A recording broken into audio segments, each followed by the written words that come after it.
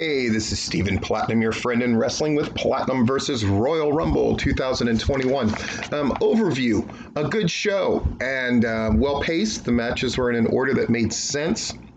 Both of the Rumble matches I thought were sufficiently interesting for sure. I think we're definitely seeing a lack of star power on the male end. I think you're going to like what I did with the Royal Rumble matches as far as how I broke them down. And see if you agree, see if you don't agree, and that kind of thing. All right, so the pre-show match was Asuka and Charlotte Flair against Nia Jax and Shayna Baszler, right? Things that bugged me, I'll get that out of the way. Charlotte Flair entering the ring second. Asuka's the fucking champ. She comes to the ring second. But Charlotte Flair, again, if they're setting up Bianca Belair to beat Asuka, boy, they're making it not matter. They've really done Asuka dirty in the last couple of weeks and through Royal Rumble here. And continuing to present Charlotte Flair as a much bigger star, as if Asuka was just holding serve in her absence, I think is it just doesn't sit well with people, I would imagine. We shall see. But Nia Jax and Shayna Baszler win because of interference by Lacey Evans, who eventually hits her with the women's right loaded punch, thanks to Ric Flair, who's on this mission to destroy his daughter's life. Because that's what we want to see, a guy we regard as an elder statesman and the greatest wrestler of all time, put in a position to betray his family after we know that it's not pretty. It is what it is. So that match happened. Our opening match is Drew McIntyre against Goldberg. I saw people complaining about this. That's about as good as you're going to get, folks, unfortunately. Goldberg's delivery of the jackhammer was definitely takes you out of the match, right?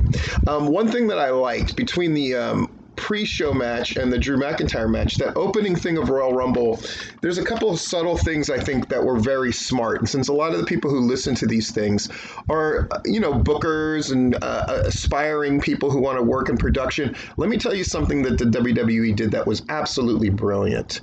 They would show old stuff about the Rumble. And the smartest thing that they did with the Royal Rumble years ago is make it about numbers. And so they have all these stats and they're showing all these old clips and all of that stuff, which gets you fired up and remember how much you love the Rumble. And then they did this really smart thing where they would show real crowds at old Rumbles being excited, mixed in with modern crowds being excited. Now, the Royal Rumble happened in front of a crowd last year. So they haven't had a Royal Rumble with the virtual screen thing, with the Thunderdome stuff. But they kept mixing in the two to normalize the Thunderdome crowd. I thought that was brilliant and very subtle. I didn't hear anybody else pick up on this. I thought it was very smart by the WWE. The next match, Sasha Banks against Carmella. I love that Sasha Banks did not go to the ropes, that she countered. When she got caught in Carmella's head scissors submission, she found her way out of it. It's a very good exhibition for Sasha Banks and a very good match and a very good win. And Carmella looks smoking hot and really is the person who is the breakout star. I mean, she's, she everything she does is big. And it's a good look. I don't know what they're going to have for her at this point, unfortunately. But, man, Carmella, certainly this feud with Sasha Banks has done them both favors, especially Carmella. Great stuff. Then we had the Women's Royal Rumble. Well, first we had some silliness, right? The New Day promo, which should have been really good. I love the Wrestling Gods thing. And then Sami Callihan interrupted. Then we saw that performance by Bad Bunny. Oh, that Booker T song. That was fucking shit, wasn't it? And then they again went to this power of the numbers and stats for the Royal Rumble. And then we were ready for the Women's Royal Rumble. I'm just going to quickly go over the 30 people who entered.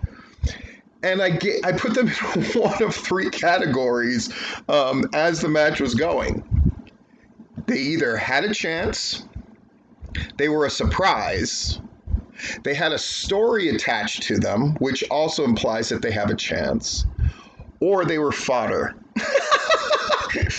And my perfect ratio is 80% fodder, 20% people with a chance and a surprise, or people with a chance or a story. Most of the time, surprises I don't consider to really have a chance. So, and you might say, Steve, they should have way more. They should have way less people that are fodder. I disagree. But, whoever that, so you got 30, right? And if 80% of them are fodder, that leaves you with 6. 6 people who have a viable chance, either through story or they're just such a prominent star that they have a chance by default. And 24 that are fodder. Let's see how this is just a theory that I had and I decided to test out. Bailey, she had a chance.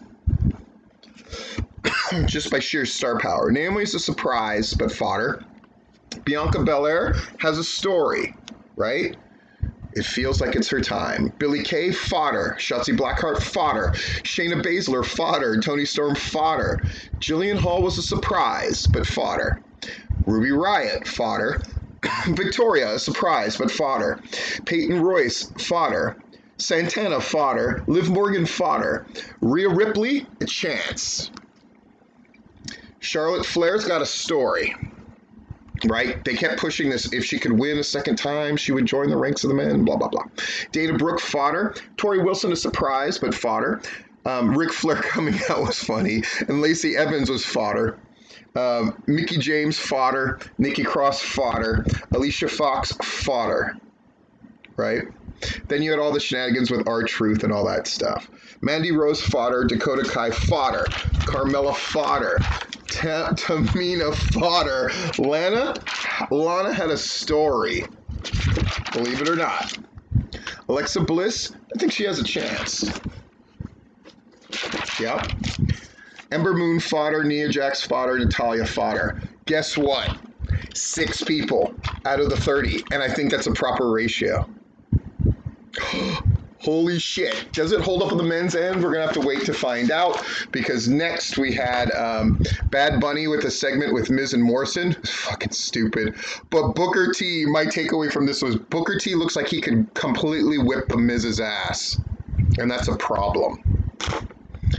My God. Booker T just looked bigger. He looked like a star, even at his age. Miz, it's a problem. Peter Rosenberg pinning R-Truth. He's the champ for 24/7. Last man standing, Kevin Owens against Roman Reigns. A really great job for a foregone conclusion match. I mean, just a really good job. The cool spot of Roman Reigns being handcuffed, seemingly no way out, but then pulling the ref into the steel was amazing. If only they could have unhandcuffed him faster. But putting Kevin Owens away with the guillotine. Great spot. Yeah, good stuff. All right, now let's look at this men's Royal Rumble. Because my contention was overall, you could just see the complete lack of star power. So my guess would be I'm not going to reach 6 out of 30 that either have a story, or I would just say have a chance just based on the prominence of them being a star. Well, we started off hot, didn't we? Edge and Randy Orton, they both have a story right off the jump. So that's 2.